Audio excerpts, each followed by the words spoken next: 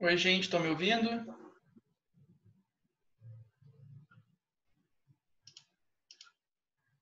Belezura, Murilo. Então vamos lá, deixa eu compartilhar aqui, tá?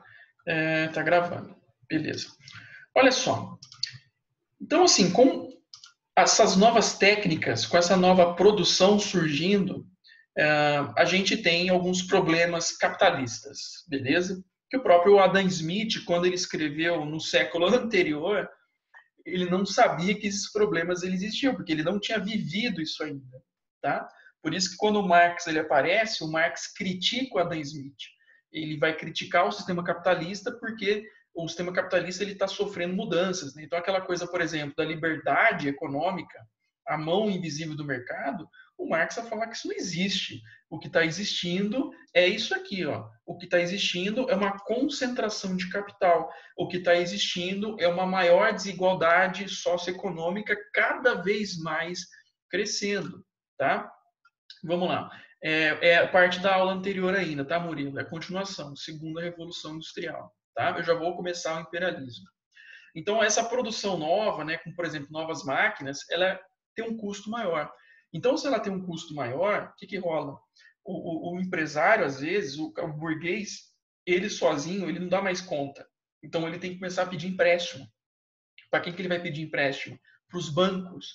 É aí que o capitalismo ele começa a mudar de fase, né? Aquela fase do capitalismo industrial, ela começa a se tornar um capitalismo financeiro, porque atrás dos grandes negócios, das grandes empresas, nós temos bancos, nós temos empréstimos bancários, né? Ou seja, os bancos se tornam fiadores da produção capitalista. Vocês estão entendendo essa questão? Porque como a produção ela está aumentando de preço, e às vezes você tem que modernizar o seu parque industrial e você precisa de empréstimo para isso, e se você não tiver uma boa habilidade econômica, uma boa habilidade de administração, você pode falir simplesmente. Então aqui começa a ter mais concorrência, começam a surgir sociedades anônimas, né, que é a associação de capitais. Então, por exemplo, várias empresas se associam, várias pessoas se associam, né, justamente porque uma pessoa só não consegue sobreviver enquanto mundo empresarial, você começa a se associar, tá? E aí, o que vai rolar? Como você tem uma concorrência maior, essas associações de capitais começam a aparecer, a tendência é que os pequenos e os médios empresários, eles vão falir. Por que eles vão falir? Porque eles não conseguem competir com os grandes caras, com aquele cara que tem bala na agulha, né? Com aquele cara que tem um empréstimo vultuoso lá do banco e que tem uma capacidade de administração financeira maior. Ou seja, o que vai acontecendo com o capitalismo? Ele vai cada vez mais se tornando um capitalismo monopolizado ou oligopolizado, né? Vocês já vão ver isso aí.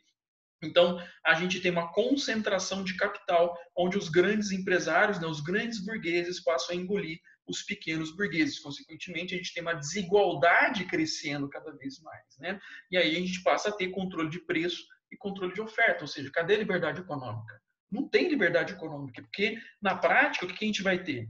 A gente vai ter o surgimento dos trustes. O que é um truste? Um truste é uma empresa que faz tudo, desde a matéria-prima, desde a fonte de energia até o produto final. Né? Um exemplo disso, indústrias Krupp, uma indústria alemã. A Alemanha que está cada vez mais crescendo economicamente, a Alemanha está se tornando uma potência industrial.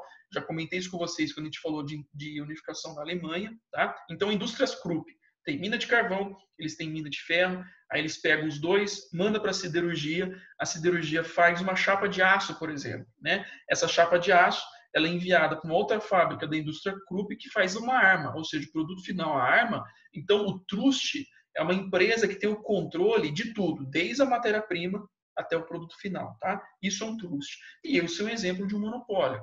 É uma empresa que não depende de outras empresas para comprar matéria-prima. Ela tem tudo na mão. E, ou seja, aquelas empresas que têm venda de matéria-prima, elas vão ter que competir também com a indústria Krupp, né? Mas como a indústria Krupp ela é uma indústria muito mais potente, a tendência é que essas outras empresas elas vão falindo, né? Então o capital cada vez mais vai se tornando concentrado. O cartel vocês sabem o que é, né? Porque a gente vive muito bem a questão dos preços de combustível, né? Então vocês estão vendo aí na charge. O que é o cartel? Quando várias empresas se unem para um controle de preço. Então, aqui não tem concorrência. Então, isso aqui vai monopolizando o preço. Isso é um exemplo de oligopólio, né? Oli quer dizer poucos. Então, o controle de poucas pessoas controlam a economia, né? Poucas pessoas controlam determinada fatia da economia, tá certo? Isso é um problema, ou seja, é uma concentração de capital e isso também impede a concorrência. Então, cadê a liberdade econômica? Cadê o livre mercado, né? E é aí que entra o Marx criticando tudo isso aí. O Marx vai falar que a tendência do capitalismo é não ter liberdade porcaria nenhuma. A tendência do capitalismo é cada vez mais se concentrar, cada vez mais gerar desigualdade. Por isso que o Marx queria acabar com o capitalismo, porque no entender dele, enquanto o capitalismo continuar existindo, vai continuar a existir desigualdade socioeconômica, a existência das classes, a existência da propriedade privada. Por isso que ele criticava os outros socialistas, né? O que são as holdings? As holdings são sociedades acionárias, né? A holding é um conglomerado de capitais, né? Isso aqui funciona dentro do mercado de ações. Então aqui nasce a Bolsa de Valor de Londres, beleza? Então, você tem aqui, né, uma sociedade acionária. Então, hoje a gente tem a Unilever e a P&G como exemplo. Então, a Unilever, ela tem pasta de dente, ela tem produto de limpeza, um produto não tem nada a ver com o outro. Um é pasta de dente, higiene pessoal, e o outro é questão de higiene, meio ambiente, né, pensando em limpeza. Ao mesmo tempo, também, ela pode ter um produto alimentício. São produtos que não tem nada a ver uma coisa com a outra. Mas por que surgiu isso, né? Porque é bolsa de valor. Então, aquela coisa assim, se a bolsa da Petrobras, por exemplo, está indo mal e você compra ações da Petrobras, a Petrobras vai mal, mas ao mesmo tempo você tem ações do ramo alimentício, o ramo alimentício que dificilmente tem problema, ele vai te salvar da crise do petróleo, tá? Claro que a crise do petróleo pode dar altos ganhos lá na frente. Então, uma coisa compensa a outra, né? Então, é uma forma de você pensar o ganho financeiro comprando ações de várias empresas, de empresas diferenciadas, né? E aí chega uma hora que às vezes você se torna majoritário, você se torna controlador daquela empresa, que é o caso da Unilever, que controla várias marcas. Com o passar do tempo, ela foi comprando ações, que se tornou controlador majoritário, tá? Esse é um exemplo de holding. Então, de uma forma geral, o que vai acontecer? As concorrências elas vão terminando, cada vez mais dependência dos bancos, né, os monopólios e os oligopólios vão surgindo e o capitalismo financeiro aparece, né? Na gestão de empresa, a gente tem uma mudança porque, como o capitalismo está mudando, o dono da fábrica, que é o burguês, ele não dá conta, às vezes, mais só dele administrar. Então, o que ele começa a fazer? Ele começa a contratar uma pessoa que vai cuidar da administração, que é o tal do administrador, o gestor ou o engenheiro. Então, por exemplo, hoje a gente tem um curso de engenharia de produção. Engenheiro de produção é praticamente o planejador da indústria, tá? Então, o curso, inclusive, é uma mistura de engenharia com economia, beleza? Você pode atuar enquanto administrador, você pode atuar enquanto planejador de produção, né? É uma parada diferenciada. Tanto é que na UFSCar, antes da crise econômica que a gente teve no Brasil, o curso só perdia para o curso de medicina, como curso de concorrência, né? Estava muito na alta porque o Brasil vivia uma alta econômica, tá? E o administrador aqui da empresa é um cara que tem um salário diferenciado, né? Então ele vai ganhar muito dinheiro, mas ele não é o dono e ele também não é o operário, né? É um outro cara diferenciado. É aí que vai nascer, por exemplo, o Fordismo, vai nascer o Taylorismo. Então, as formas de gerir a produção, ela passa a ser pensada com critério científico. Isso é o Taylor, por exemplo, né? O Taylor lançou o livro A Administração Científica, ou seja, ele vai usar critérios da ciência para aplicar na administração de uma empresa, né? E isso vai dar base para o Ford, por exemplo. O Ford ele vai pegar as ideias do Taylor e tentar colocar na prática. É aí que vai nascer essas novas formas de gerenciamento de produção. O Fordismo é um exemplo disso. Depois vai nascer o Toyotismo, né? Que vocês veem isso aí vocês veem isso aí com a geografia, tá? Então assim, aparentemente o capitalismo está indo bem. Por quê? As pessoas estão vivendo mais, alguns lugares os salários estão melhorando, a expectativa de vida está aumentando, a produção de comida está aumentando, está rolando mais prosperidade, apesar de ter mais desigualdade, a ciência está melhorando a vida das pessoas, então aparentemente está tudo bem. Mas é a época da Belle Époque, né? É a época que essa ciência ela passa a ser vista enquanto salvadora da humanidade, né? Já comentei isso com vocês com relação à literatura, a classe burguesa ela passa a ser vista como exemplo a ser seguido, né? Então todo mundo quer ser burguês, todo mundo quer frequentar lugares que a burguesia frequenta, né? Que são os bulevares. Então o que eram os bulevares lá em Paris? eram aquele comércio que tem as calçadas largas, né? Que o Napoleão III reformou Paris. Aí você vai lá e faz uma arvorezinha, você faz um jardinzinho, você coloca umas mesinhas ali, aí é uma padaria, você tem uma doceria, uma cafeteria, ou seja, isso é a Belle Époque, né? Seria uma época onde a classe burguesa seria a vencedora da história, o liberalismo seria a ideologia vencedora, a ciência seria a forma das pessoas vivendo, então isso aí é tudo maravilhoso, né? Tudo bom. Tanto é que nascem as exposições universais, né? Que são tipo as feiras mundiais de ciência que existem até hoje a cada 4 anos. Então, aparentemente, está indo tudo bem. Mas qual que é o problema?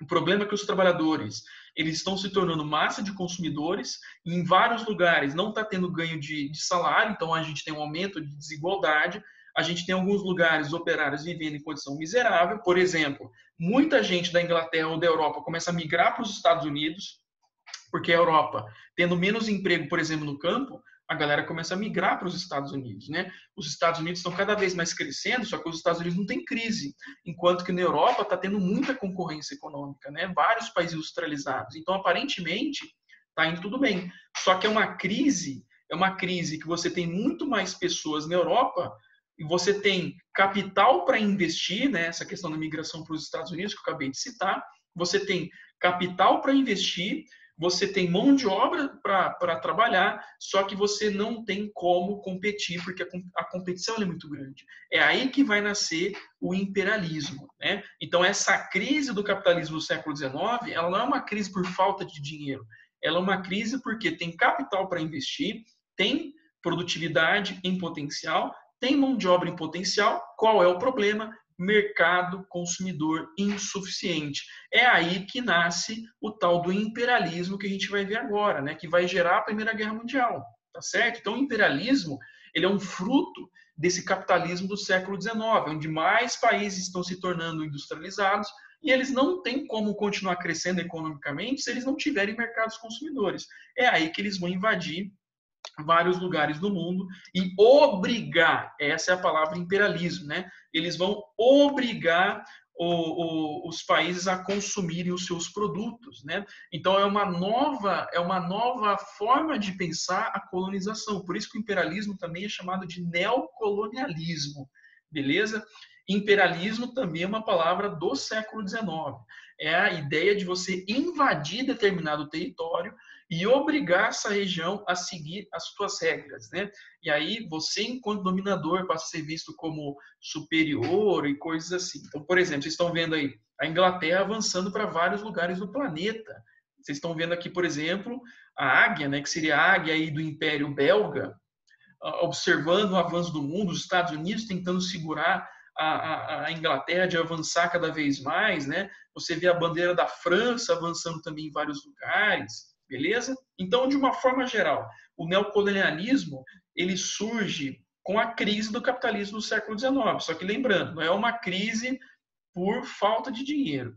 Dinheiro tem. O problema é que você tem uma concorrência tão alta que te impede de investir e que te impede também de ter mais mercado consumidor. Tá certo? Então, é uma crise que você tem muito produto para vender, mas você não tem mercado para consumir. Consequentemente, o teu lucro passa a ser baixo.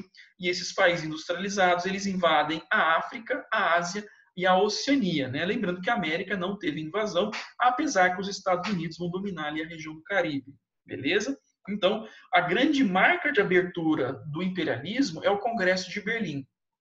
Então, o Congresso de Berlim, convocado pela Alemanha, lembrando que a Alemanha é um país novo e a Alemanha não tem colônia, ou seja, a Alemanha tem um enorme potencial de crescimento, só que a Alemanha é limitada porque ela não tem mercado consumidor. De todos os países europeus industrializados, ela não tem colônia. A Bélgica tem colônia, a Holanda também tem colônia, a Alemanha não tem colônia, né? A Inglaterra já tem muitas, a França também, desde lá de trás. Os Estados Unidos também participou, tanto é que os Estados Unidos ganhou a Libéria, e os turcos também participaram. Tá vendo esse carinha aqui atrás? Ó? Os turcos também participaram. Tá? Então, vai nascer aquela divisão artificial da África que a gente sabe o que depois vai originar. As várias brigas de etnias pós-independência africana aí do século XX. Né? Então, a África era isso, gente. Ó. Essas divisões eram divisões étnicas. Agora, como que a África passa a ser? ela passa a ser isso aqui. Tanto é que se vocês analisarem as linhas, ó, é linha reta. Por quê? Porque os caras pegaram literalmente o mapa africano e dividiram entre si. Quem são os maiores possuidores aí de colônias? França e Inglaterra, porque eles meio que já tinham isso antes, né? Portugal praticamente mantém as suas colônias, a Espanha perde. A Espanha perdeu o Marrocos lá em cima. A Alemanha, que é a convocadora do Congresso, ela só ganhou 3 territórios, ganhou pouquíssimos territórios aí. A Bélgica ganhou o Congo, uma grande área de exploração e tal. Vocês viram, por exemplo, nas manifestações que teve recentemente, os caras destruindo estátuas lá na Bélgica, os caras destruindo estátuas do Leopoldo II, porque quem foi o Leopoldo II? Foi esse cara aqui, ó, o cara que fez isso aqui na África.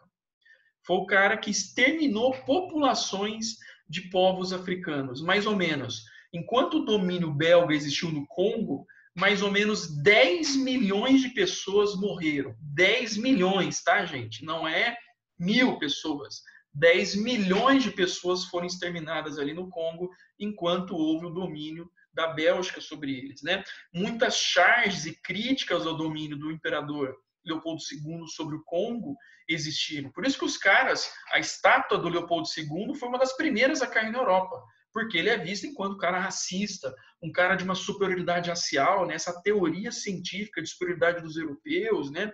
Então, você vê aqui os turcos, os italianos, os espanhóis, os alemães, né? Você vê outros países aí invadindo e dominando a África, por exemplo, né? Esse neocolonialismo. Beleza? No caso da Ásia, da Oceania, a mesma coisa. A Ásia vai ser invadida, a Índia foi invadida, virou domínio inglês, a China vai ser invadida. No começo, o Japão foi invadido, depois o Japão passa a invadir os outros. Então, isso é o tal do neocolonialismo, né? Então, aqui, como você tem uma questão de competição de mercado muito forte, então as áreas precisam ser dominadas militarmente. A partir desse momento, vão aparecendo muitas bases militares ao longo do globo, tá? Ao longo do planeta. Por que isso? Porque base militar é necessária para você proteger rotas comerciais. Por isso que ilhas passam a ter bases militares. Então, as regiões mais remotas do mundo, elas passam a ser ocupadas, tá? Justamente com a proteção de rota comercial. E aí é a diplomacia do canhão. Então, se você não ouve quem está te invadindo, você vai ser dominado militarmente mesmo. Então pode ser que tenha, inclusive, briga entre potências.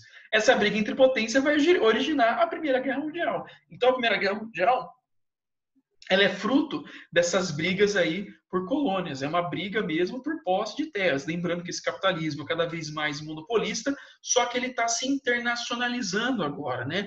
A globalização ela passa a ganhar mais força nessa época, porque você tem a produção na colônia, espalhada por todo o globo. Essas produções, elas são consumidas nas colônias, mas também consumidas em outros lugares. E outra coisa, por exemplo, ó, a Inglaterra domina a África do Sul, domina a Índia, parte da China, lugares na Oceania, né, em vários lugares. Então, por exemplo, o que a Inglaterra fez? A Inglaterra obrigou indianos a morarem na África do Sul. Ou seja, o imperialismo é também um deslocamento forçado de populações, tá? Então, isso é uma questão muito complicada. Por isso que a gente tem muito indiano na África do Sul nos dias de hoje também. Porque você tem esse deslocamento populacional forçado, tá? É uma questão extremamente complicada. E aí você tem colônias de enquadramento, né, que seria uma minoria dirigente. Por exemplo, poucas pessoas governam, né, que é o caso da maior parte dos países africanos.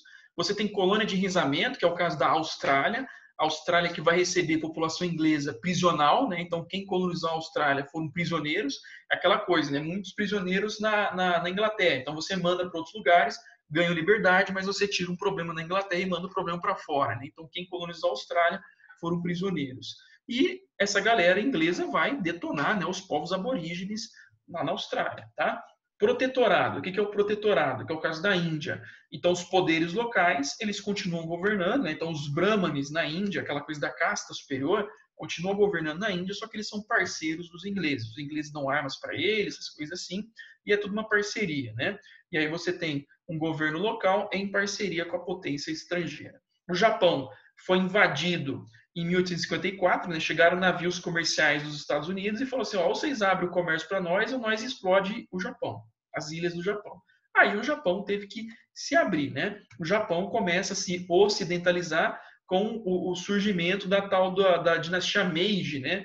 Que é o surgimento do imperador Matsuhito, né? Que é um imperador que ele quer modernizar o Japão aos moldes das potências ocidentais. Tanto é que vocês veem aqui na imagem o quê? Vocês veem aqui o imperador japonês e sua família usando roupa ocidental.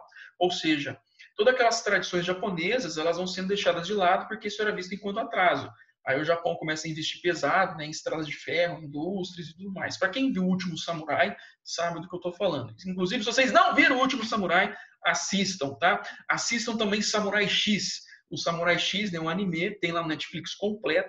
Vocês podem ver que tem essa questão da modernização, a tal da era Edo, né, que vai promover essa industrialização do Japão, essa ocidentalização do Japão. Então, olha só, os bondinhos, os postes de energia elétrica. Nessa época, por exemplo, usar espada era proibido. Por que era proibido? Porque espada era coisa de samurai. E samurai era coisa de um passado que não existe mais no Japão, né? O Japão está cada vez mais se modernizando, criando universidades, fábricas, e aí chega e vira monarquia parlamentar em 1889, copiando mais ou menos o modelo britânico, tá? Vamos lá. Surgem as aibatsus, né? O que são as aibatsus? São empresas familiares que começam a investir pesadamente em vários setores da economia, né? Um exemplo disso, família Mitsubishi, família Sony, família Nissan, né? Tudo isso é família japonesa que vão investindo aí em mineração, bancos, estrada de ferro, em parceria com o imperador. Tá? Claro que o Japão também vai chegar uma hora que o Japão também vai se tornar imperialista e o Japão começa a invadir a Oceania, invade a China, invade as ilhas ali na Oceania, no leste asiático, também com a mesma lógica de falta de matéria-prima, falta de mercado consumidor, e o crescimento econômico ele só termina com a Segunda Guerra, porque ele vai se chocar com outro país imperialista, que era os Estados Unidos, na mesma região também de domínio deles, né? Nos domínios da Inglaterra, no caso da Índia, vai ter a tal da revolta dos cipaios. O que foi a revolta dos cipaios? Os cipaios, eles eram a tropa de elite indiana, tá? Só que vocês têm que lembrar que os indianos, em sua maioria, eles são hindus. E para os hindus é sagrado a vaca, tá? Só que as armas que os ingleses vendiam para os indianos eram armas que, para você você ia lá e passava a gordura no cano para a bala deslizar, não era uma gordura vegetal, era uma gordura animal. E quando os cipaios descobrem isso, eles ficam putos da vida.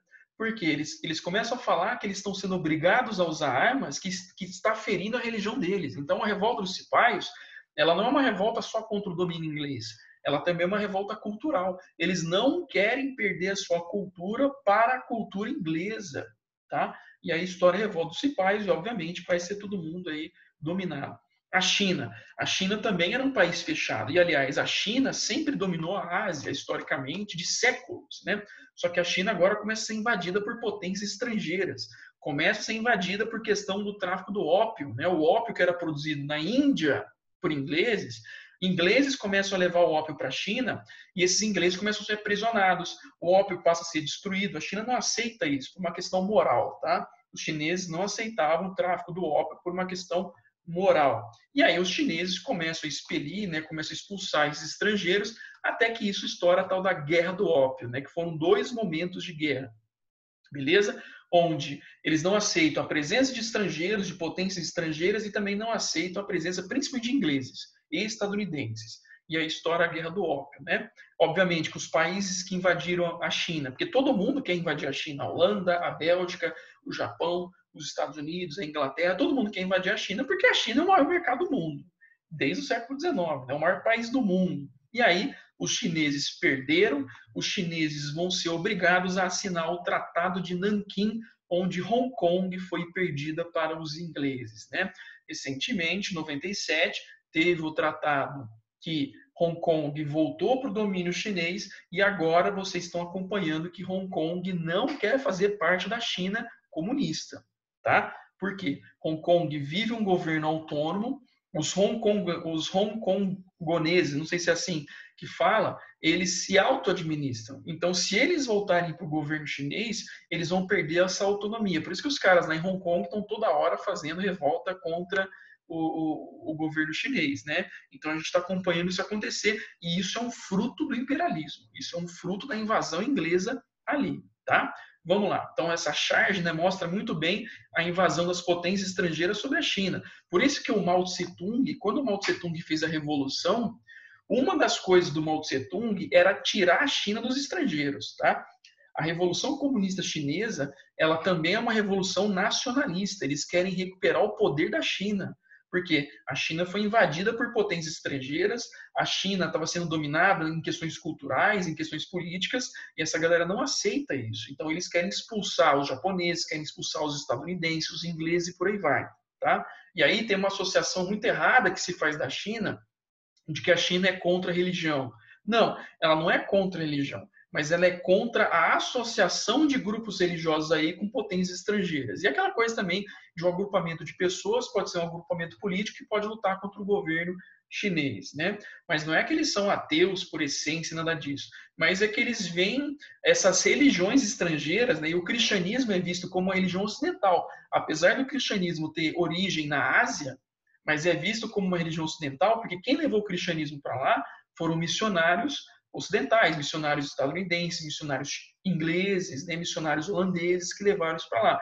Os budistas, por exemplo, eles têm liberdade ali na China, sempre tiveram, só que não pode ter agrupamento político, que é o caso, por exemplo, do Dalai Lama. O Dalai Lama, que quer ter a independência lá do Nepal, né? Ele não aceita o domínio chinês. Então, ele usa a questão da religião como instrumento político contra a China. Beleza? Então, é muito mais uma questão nacionalista do que uma questão religiosa, porque eles olham esses grupos como grupos de fora, né? Então, é complicado essa questão aí. Um exemplo disso é a Guerra dos Boxers. Então, o que eram os Boxers, né? Os Boxers, olha só o nome da hora deles, né? A Sociedade dos Harmoniosos Punhos Justiceiros. Fazia justiça contra os estrangeiros, né? Então são grupos nacionalistas que querem que os estrangeiros vazem da China. É isso que eles querem. Por que boxers? Porque eles eram combatentes, né? Eles eram lutadores do boxe chinês.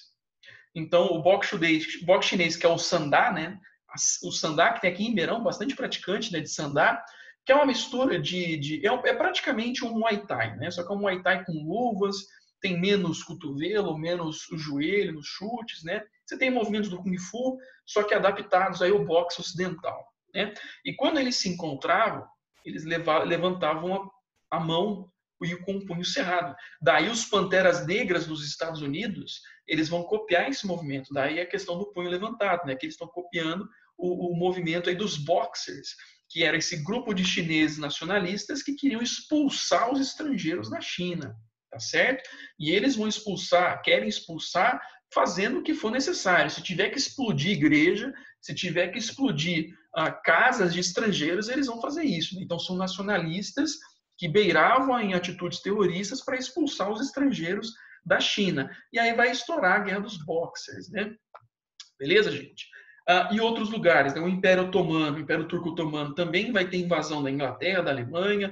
O Império Persa, né, que é o Irã, vai ser invadido pela Inglaterra, pela Rússia. E os Estados Unidos, para a gente terminar essa parte, como que fica os Estados Unidos, né? Os Estados Unidos, eles invadiram o Japão. Os Estados Unidos, lá no século XIX, eles vão ajudar Cuba a se tornar independente. Eu já comentei isso com vocês quando a gente falou da independência da América Espanhola, tá? Os Estados Unidos, então, estão se expandindo para a Ásia e também estão se expandindo para a região do Caribe. Os Estados Unidos também têm acesso aos mercados chineses. 1901 nasce a doutrina Roosevelt. O que é a doutrina Roosevelt? É a doutrina imperialista dos Estados Unidos, que é a tal da doutrina do Big Stick. Então, você, enquanto presidente Theodore Roosevelt, né, que é o Robin Williams, naquele filme lá de Uma Noite no Museu, você tenta falar macio com o país. Se o país não aceita a diplomacia, então o que você faz? Você usa o porrete, você invade o país. Então, a área do Caribe vai ser invadida pelos Estados Unidos. Beleza? Então, isso é o imperialismo estadunidense aí nessa região. Não foi uma invasão territorial aos moldes do neocolonialismo tradicional, só que é uma invasão mesmo militar e parceria com os governos locais. Tá certo? A liberdade, olha lá, a liberdade, a República Estadunidense levando a liberdade para os outros lugares, né? Manila, nas Filipinas, é um exemplo disso. que também vai ser invadido aí nessa época do século XIX. Tá, beleza, gente? Entender isso aí? Os Estados Unidos, eles vão promovendo uma série de rebeliões aí na América Central, que vai culminar com os movimentos de guerrilha do século XX. Tá certo, gente? Falta 10 minutos aqui para terminar.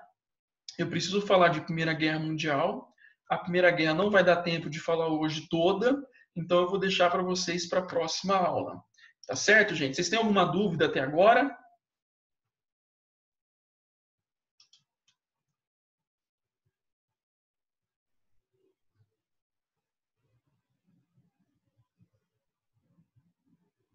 Tá tranquilo?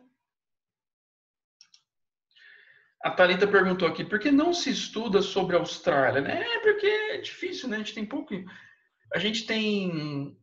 pouco estudo de Egito, de Mesopotâmia, né? No Brasil, a Austrália praticamente ela não é estudada, né? Talvez nos cursos de letras, pensando na questão do inglês, a história australiana, a história aborígene, né? A gente nem tem nada disso no Brasil, pelo menos eu nunca ouvi falar, tá? É a questão também da limitação de pesquisa, né? Não tem citação de quase nada, porque é a limitação mesmo de pesquisadores aqui no Brasil disso. E é muito específico também, né? Só a Austrália. E não tem nem de África também direito, né? Tem pouca gente estudando África. Então, é complicado. Geralmente aqui, quando tem Austrália, também tem questões econômicas, questão da ciência política da Austrália, às vezes é estudado um pouco. É difícil, complicado, né? A gente tem uma limitação também de tempo, espaço e quantidade de pesquisadores para isso, tá? E geralmente a Austrália, vocês veem quando é citado essas invasões do imperialismo, né, essa questão da colonização de enraizamento, extermínio da população aborígene, que é a população nativa, e depois vocês veem a Austrália no século XX com crescimento econômico pós Segunda Guerra Mundial, né, com capital dos ingleses. A Austrália faz parte lá da Commonwealth. Vocês veem isso em geografia. Agora não tem muita coisa mesmo de estudo australiano, tá? Belezura, então, gente? Então, semana que vem a gente termina essa aula de Primeira Guerra Mundial, porque aqui vai levar mais minutinhos aí, não vai dar tempo de falar hoje. Belezura, então, gente? Se não tem mais pergunta, fico por aqui. Se vocês tiverem dúvidas, manda lá no Whats. Belezura, gente? Então, forte abraço para vocês, se cuidem, até a próxima.